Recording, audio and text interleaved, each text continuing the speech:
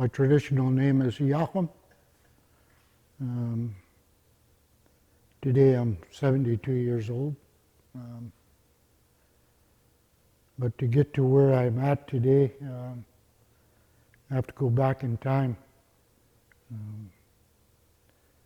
I went to I was sent to residential school. I think I was 5 years old, and I was there for 8 years.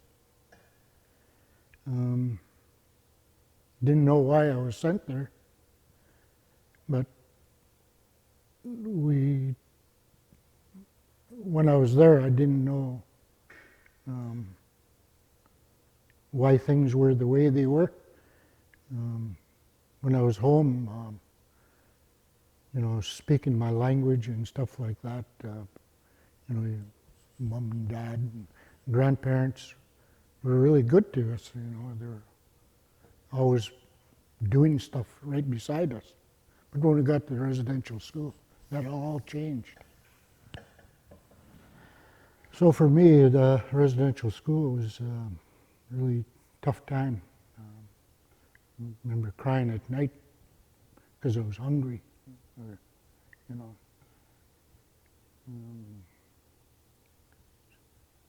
So as I grew, when I left the residential school, I went to public school. Those were the years that we're allowed to go to public school. Basically what I call the integration years, where First Nation people were allowed to go into the public school system. So it was a really rough life because racism and being called down. And I didn't know what that was. So it made me go inside. I became very quiet.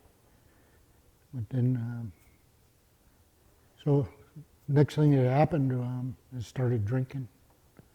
I was a hard worker because in a residential school they taught you to do your chores and stuff like that, and told you to do this, told you how to pray, told you how to, everything was structured. So when I left the residential school, I became a hard worker. I became a logger. And it was good money back then. You could go anywhere and work. But then started drinking, got too much. Almost lost my family because of it. So then I went to treatment. And I think about it now, I think it was kind of like a blessing. Because what had happened when I went there started to open me up to culture. At that time, I didn't think I knew anything. But one of the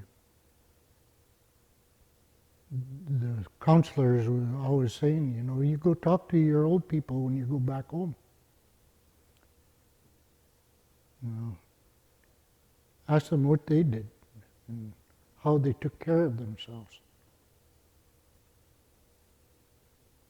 So at first I never thought nothing of it. But then when I did come home, I started to sit with some of what I call the old people. And when I would ask them a question, they said, you go and do it. So then I would come back and ask them again, and no, you got to go and find out. As an example, when I wanted to learn about going to do what they call Tla'amin, the spiritual bath, and where could I do it? when I was young, my mother and dad used to send us down. Our house was just above the river there on what they call now. Used to be the logging road.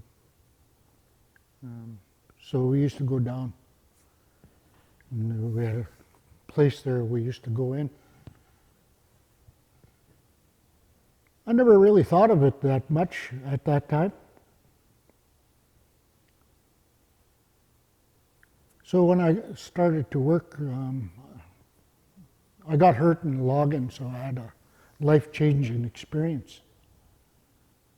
I couldn't go back logging again, so I was approached by the Tla'amin band at that time. We were still under the Indian Act. We got into the health. There was a lot of work, and a lot of the elders wanted health at that time. So the health got separated from being under the Indian Act. It became its own little department. And they had a lot of the workers in that building were all women. And they said, we need a male person in here to work with our males.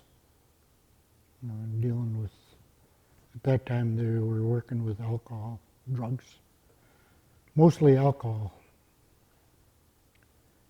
So they were starting to look for somebody to work with the men.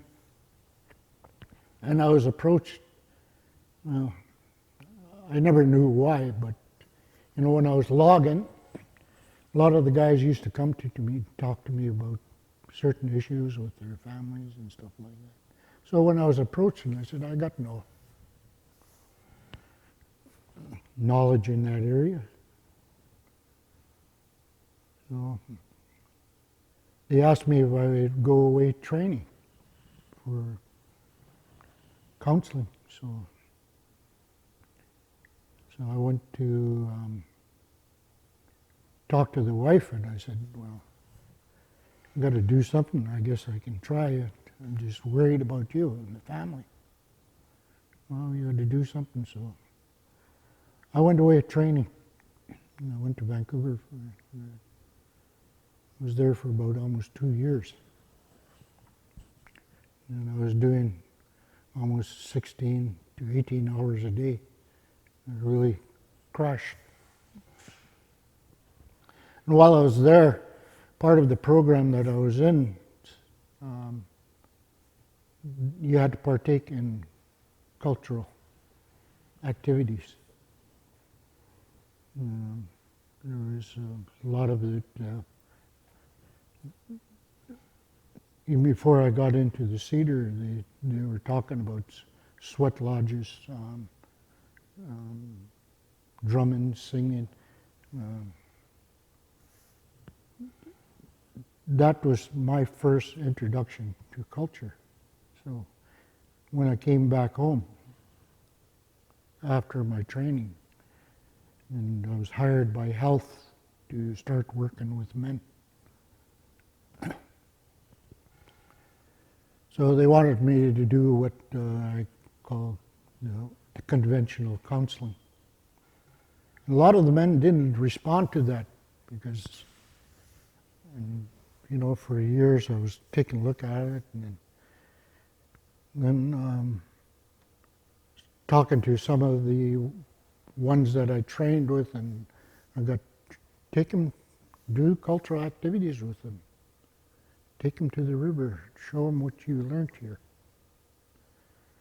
So I kind of looked at that, and then that's when I started to really go to talk to what I call the old people. How did they do it? Well, you go and find out. You go visit the families, ask them what. So I started doing that. So when I started to ask about spiritual baths and stuff like that, Well, there was different things that I've learned. But the most important thing was that when I started talking to the families and all along the river, I seen families had different places where they did their family ceremonies for their individuals. So I learned you had to respect those spots. So through that, and in talking to them, the idea of going to the river was kind of universal, but everybody had their own little way. So that taught me, to respect how people did their way.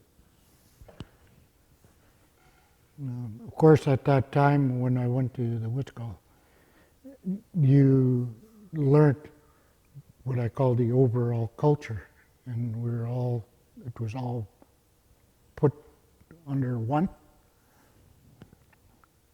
And it was thought at that time that all natives did it that way, right?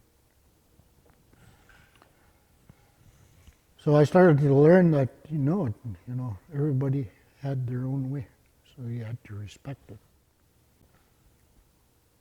So going to the river, I've learned a lot of the different ways how people go in. Some people approach the river, and they would stop by the water and say a prayer and then put their hand in the water, asking for permission to go in. Not just going in. It's just like me going in to anybody's house without knocking or just barge in, right? It's not respectable. So that's what I learned, is that when you do things, you do it in a respectful way. You put your hand there and ask permission, because the water, the river or the ocean, wherever you go in the water, there's different animal species in there, right? Fish and that, right? So you got to respect that. That's their world. That's the way I was told.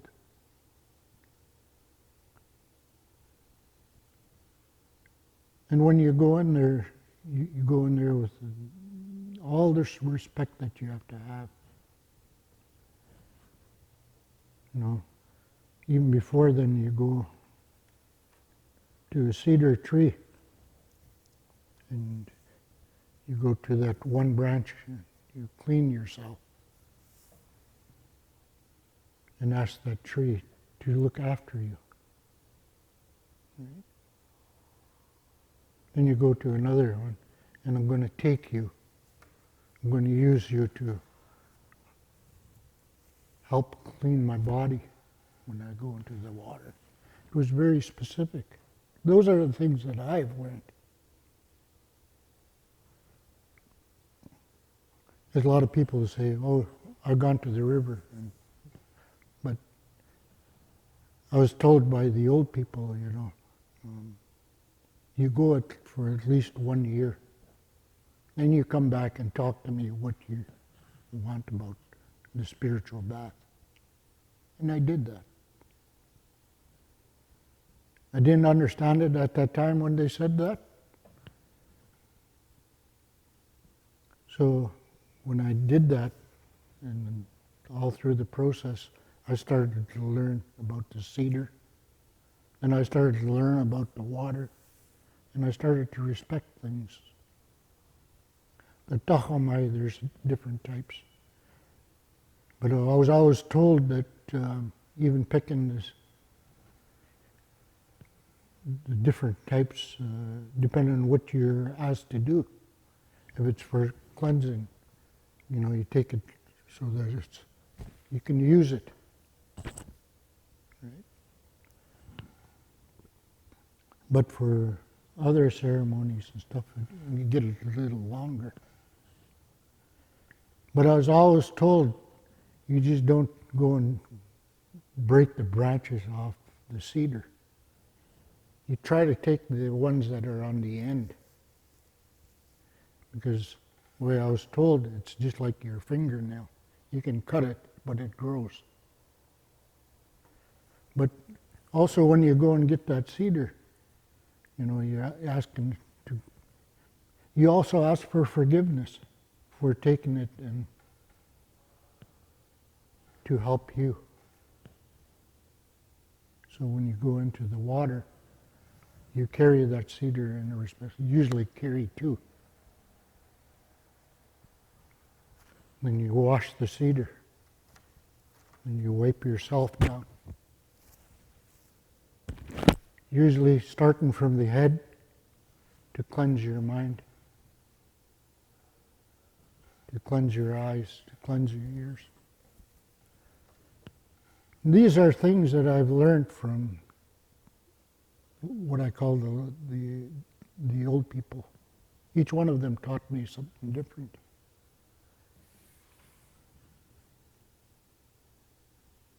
So when you go into the river, you either face up the river, and then you take that strength from the river.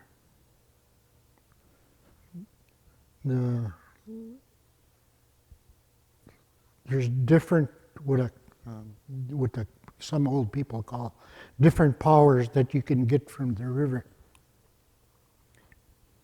If you need strength to carry on in something, you go to where the water is rough, and you take that on. If you're looking for peace, you go to the part of the river where it's calm. Right? Those are just two examples. There's many other ones. And a lot of the times, sometimes when you go into the river, depending on where you go, sometimes there's white foam in that water. If I see that, then I will go right to it and take that. Because I'm told that white foam is medicine from the river that's been given to you. Much like the cedar. You wash up in it. And I was told a lot of the times people dunk 4 times. You go under. A lot of people just go in and out and in and out. No, you go in and you stay and you come back out. And you stand there and you do your brushing again. Then you go back down. You can do that 4 times. Another way was you go down the first time, and when you come out, you brush yourself. Next time you face the other direction. Then you do the 4 directions. That's another way. But what's more important is that you do it, and you do it for the right reason, for you to help you. And one of the other things is when you come out, as you go into the river, you come out a different way. Right? I was told one way an elder or one of the old people said to me is like, if you come out the same way, it's like you're going to go and pick up your problems again. So that's why you come out a different way. Always coming out in a circle.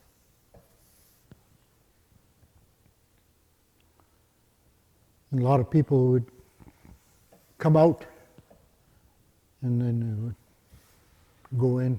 Like I was saying, people do have different reasons for it. They go out, and when they come out of the river, they go and,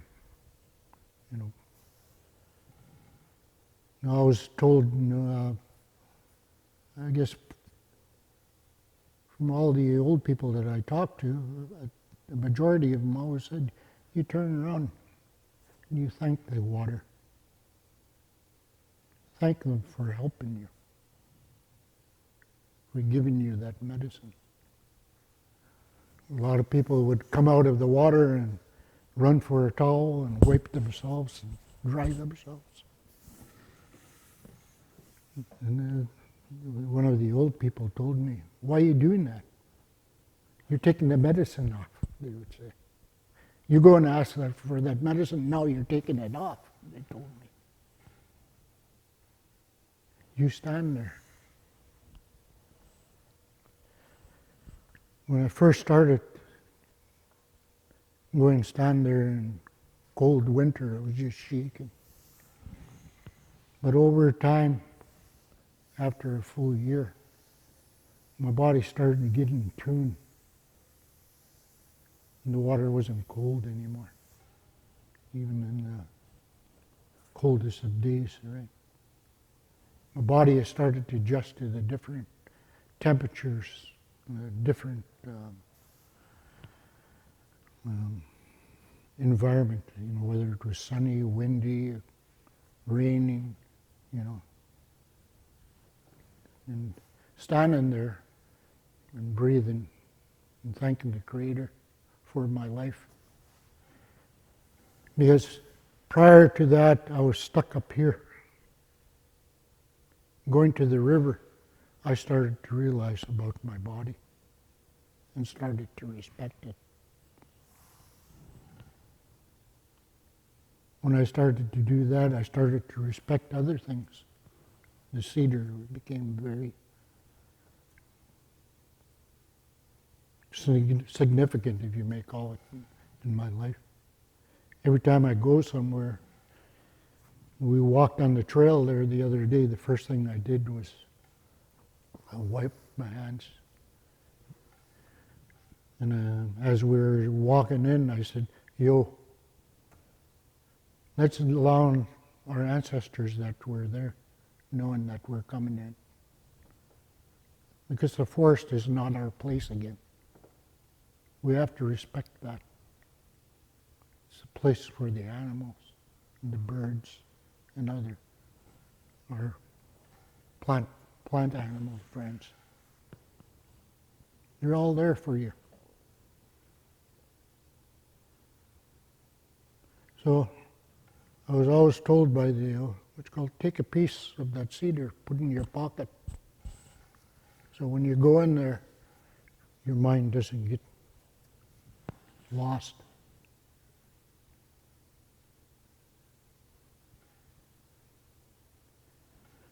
And when my dad was here, his traditional name was Hagas. He used to tell my nephew Kevin when he went hunting, you grab a cedar and you put it in your pocket when you're hunting so you don't get scared when you're out there.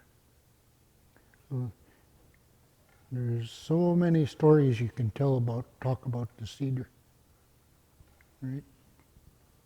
And there's the other one is the one up the mountain, the yellow cedar.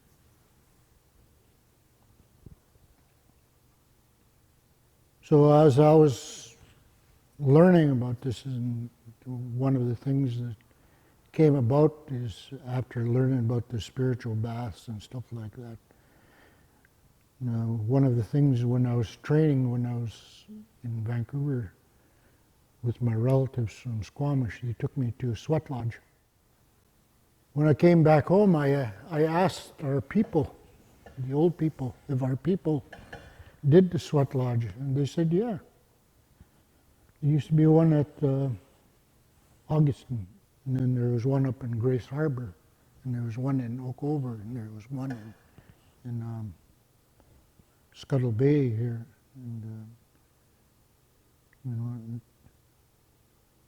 they talked about, it was for single people, they said.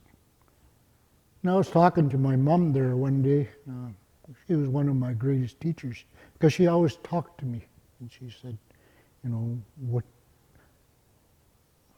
how things is.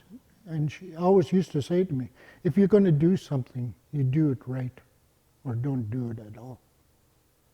Right? And that's always been on my mind. And I heard that from a lot of what I call the old people.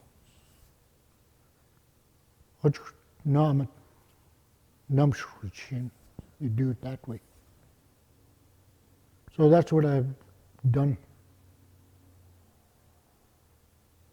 When I was sitting there with my mom and she was talking about how you do things. Do it the right way, she said. Otherwise, you're just faking it. Right? Our people weren't like that.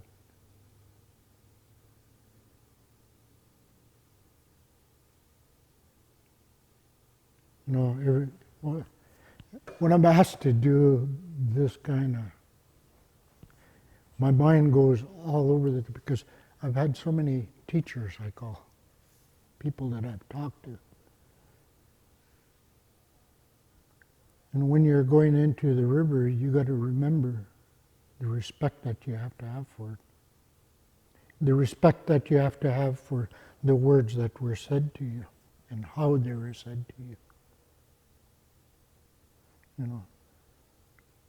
So my mom taught me, you respect what you're doing. You respect everybody that comes. Person comes to you, you respect them. It doesn't matter who they are.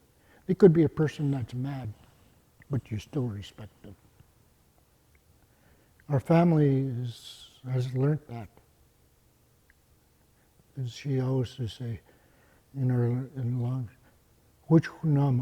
don't be like that. If you copy them,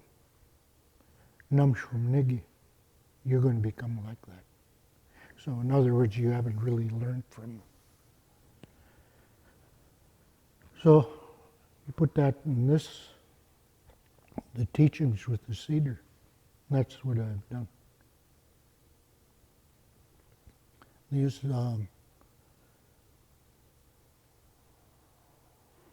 When I was talking to my mom about the sweat lodge,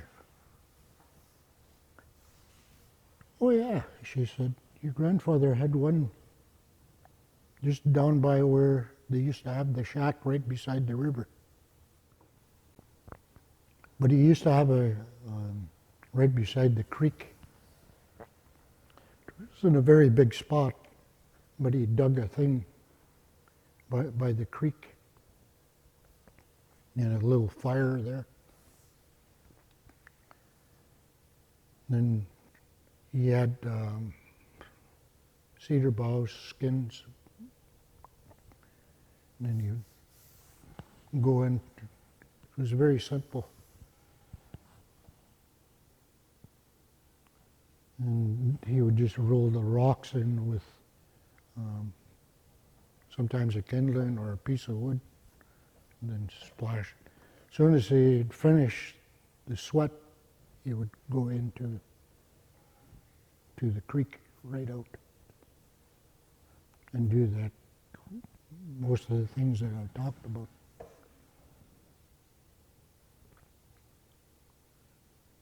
So that's one of the things that I started to learn is much like when I started to ask the elders, where did our people do it? Or did they do it? And they told me, well, you go and talk to people. So I go out and talk to them. Then I found out that they did it. The next thing is, can I go and build one? Well, you go and find out. So I went out and, and I learned that there was different ways they did it, But the main thing was, is about taking care of yourself. You take a look at a day like today, it's kind of cloudy, rainy, and stuff like that. In order to feed your family, you had to be in good health, good shape, to go out hunting to gather that fish. Like what you're showing me on that. People had to be healthy to survive, to look after their families. So that's one of the reasons why they went to the river, was to take care of their body. Like when I went for a year, I still walk around in a t-shirt now. I still go to the river at least 4 times a year, one for every season. So my body has become in tune, where a lot of people will be shaking, right? When people are shaking and they're cold, that's their body telling them They have to take care of themselves. So by going to the river, it was taking care of my health, but it's also taught me spiritual meanings to it. And the respect that you have to have for it. When somebody says, "Oh, I'm going to the river," I kind of raise my hands to them and say, "Good, you're taking care of yourself." Because we got into a habit of this world where I'm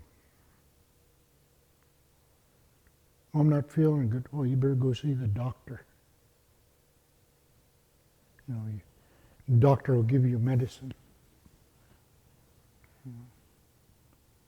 But if you take care of yourself, stop doing those things and those are the things that I started to work with the men.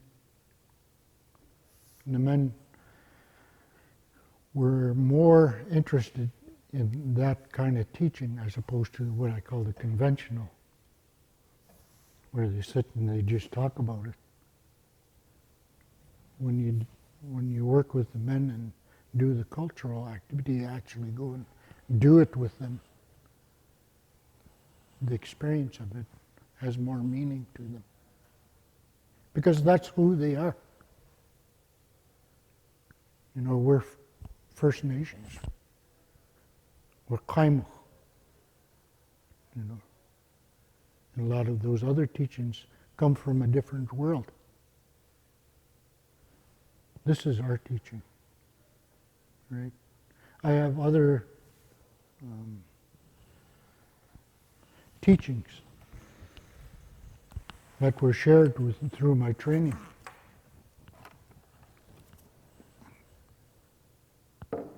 This is used with sage. The medicines.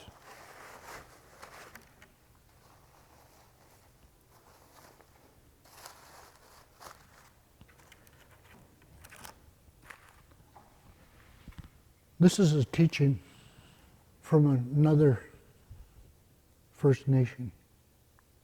This is what they use. Because they have lots of this in that area where they come from. We have lots of cedar here. So one of the things that I've learned, much like when I'm saying you respect where everybody does things, I started to respect what other people did. The drum is another medicine. It's like your heartbeat.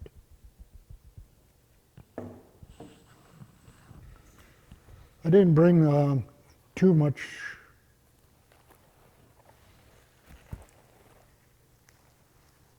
This is a sacred headdress that was given to me by a friend of mine. I wear that in ceremony. But again, the respect that you have to have for it. All these are to help you. And if you respect it, it's going to help you.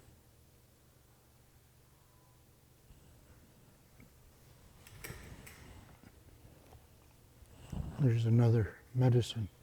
It comes from the cedar. It's called tummoth.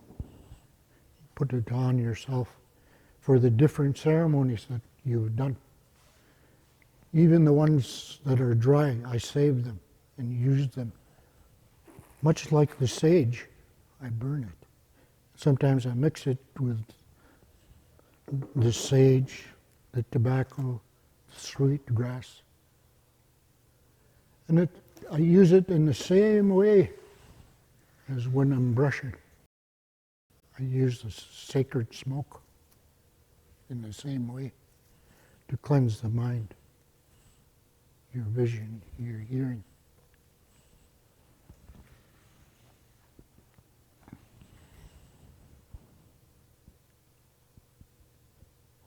Because of the environment I come from in the residential school, when I left the residential school, I never went to church for a number of years. There was a thing called hate. because of what had happened to me in those places. When I went there, they taught me that things were bad, they were evil, that if you did something wrong, it was a sin. And you were going to be punished for it. And that was the mindset you come out of.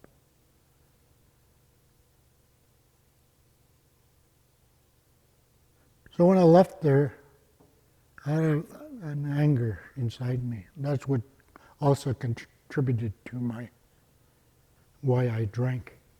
I didn't know why. I didn't like alcohol, but I drank to kill.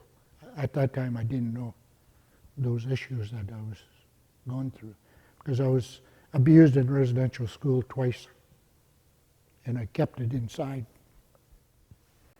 So when I started going to the river, I started to let go of those things. I had fear of death before. But because of all these teachings, I started to even respect that. As part of one of the things that I've learned, like when I was saying, when you go into the forest, you don't spit or anywhere because your ancestors might be there. I was told that you may be spitting on them. You don't swear because you might be swearing towards them. Right? Put down and all that. So it's very difficult. So when you start talking like that, you start to understand why our people do things because of. Right? As an example, a lot of our people scream and yell now because of the Indian Act. Where they're supposed to provide you and you can't get it and all that. Those come directly from the residential school, in my mind. Because how they communicated in there when there was 50, 60 boys is that they had to scream to get attention. So that's carried on into our communities, where our people weren't like that.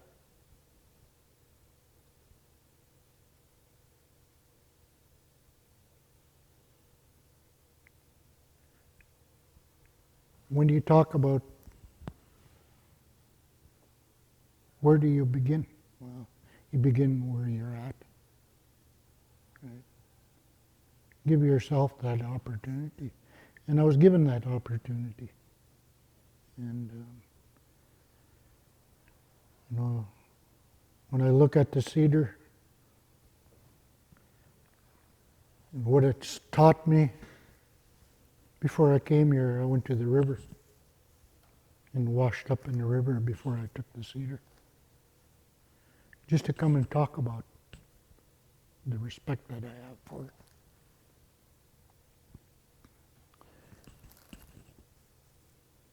A lot of people use the cedar, they go and grab the roots, they go and grab the bark. But one of the things is, what I've learned is that you always go to that cedar in a respectful way. And you go and talk to that cedar tree and ask permission for what you're going to do with it, what you're going to take. If I'm going to be using this for brushing, that's what my prayers are for this. If I'm going to brush this room, that's a different cedar that I would get. It's very specific. This is the way I was told. You say that prayer for that other, that you're going to cleanse this room.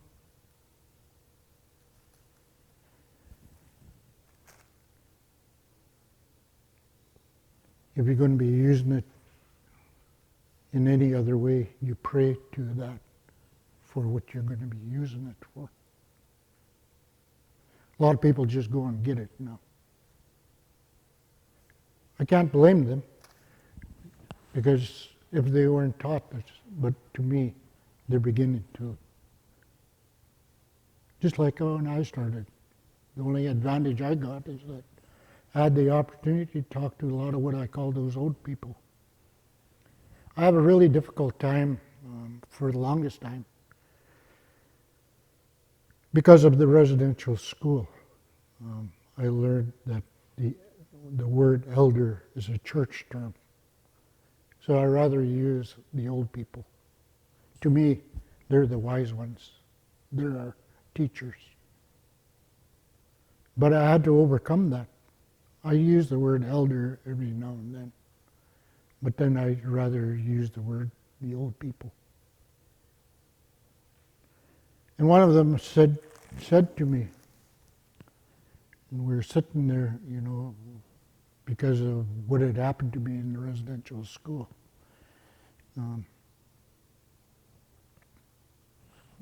There's things that comes in force. And he said, you got a baby that's born, then you got a child, then you got an adult, and then you got what I was just talking about, an elder, or to me it's the old people. There's always, depending on which part of your life.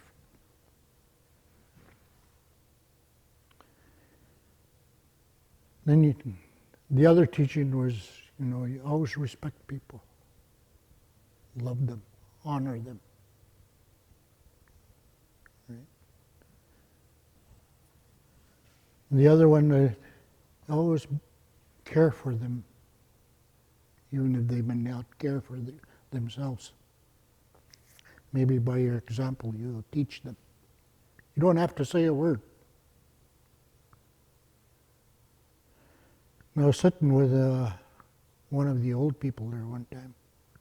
This was from another community. And he says, John, do you go to church? I said, no. Oh, you went to residential school, he says. I said, yeah. And he said, do you believe in God?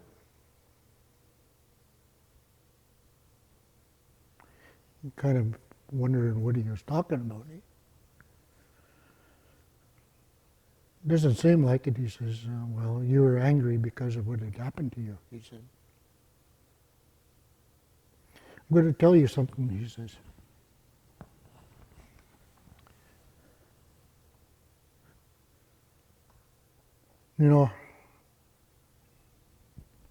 And he said the name of his God. I can't remember what we said.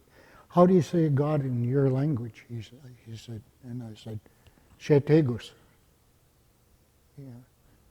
So that's God in your language. He says. To the white people, it could be Jesus Christ, he said. To the dark people, it could be Muhammad. To the people across the water, it could be the Buddha. He said, that's how they know their God. Just like you know Shetegos.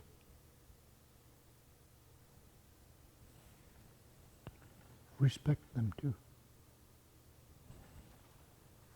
That's the way they believe. That's their way they call. It's just that we know them by a different tongue. When he said that to me, it made sense to me. Because in the residential school, because of what had happened, it became really negative.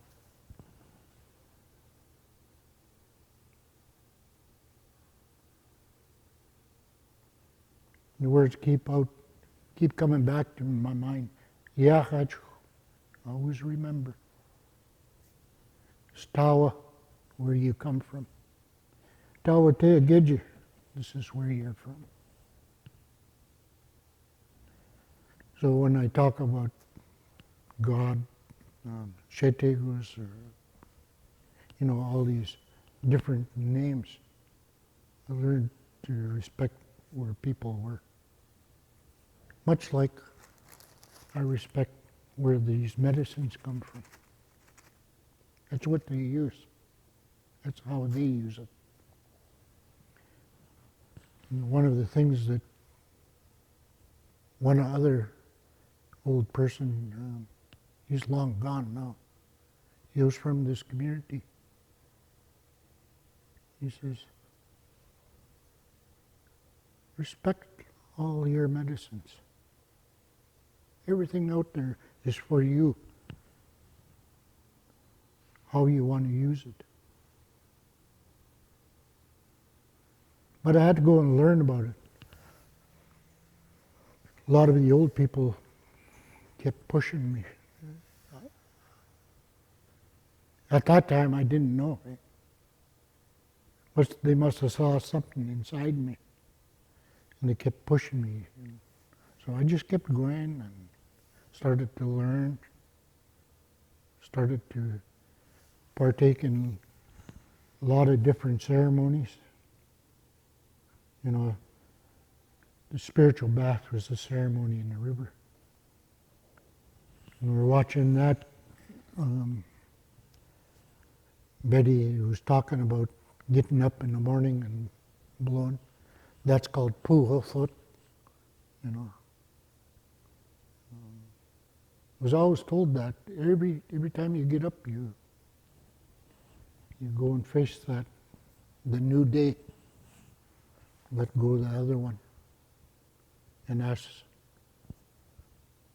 So you go and who, you know. First, thank the Creator for your life today. Thank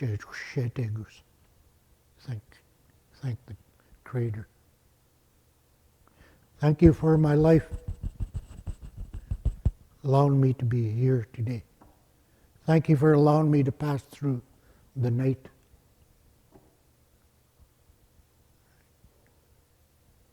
Help me today. For what comes, help me today. Knowing where you come from and being proud of who you are is one of the biggest things. Be proud of who you are. We're kaimo. Taow gidji. Where you're from. That's to be yours. That's who you are. And I can respect that. You have a lot of gifts that we can share. Today's world, Indian Act has taken us away from that. And that's what's caused a lot of the problems in our communities.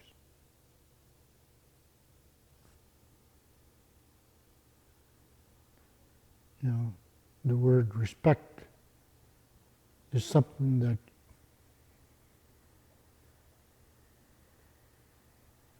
people don't really understand today.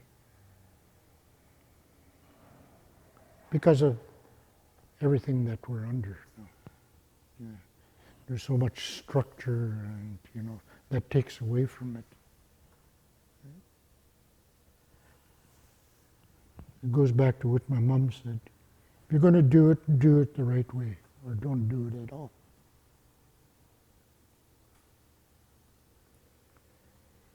As I said earlier, I don't think I would change anything in my life. Because my understanding now is far more important to me. I didn't realize all that hurt then, where I used it as a crutch as to why I am the way I was. Today I use it as something that I overcome. I become stronger for it. I've learned from it. And it's all because of our teachings.